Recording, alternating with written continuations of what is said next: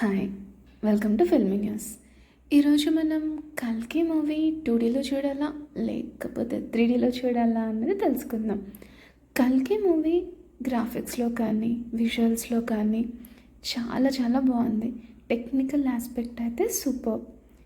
కానీ స్పెషల్గా 3Dలో చూసే అంత అయితే ఏమీ అనిపించలేదు.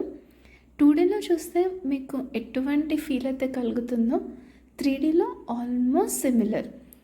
చాలా కొత్తగా ఏమీ అనిపించదు. కంపల్సరీ 3Dలో చూసే మూవీ అయితే కాదు.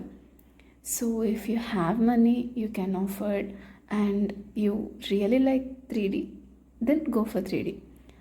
లేకపోతే 2D సరిపోతుంది. అండ్ స్పెట్స్ ఉన్న వాళ్ళైతే నా సజెషన్ కంపల్సరీ 2Dలోనే చూడండి.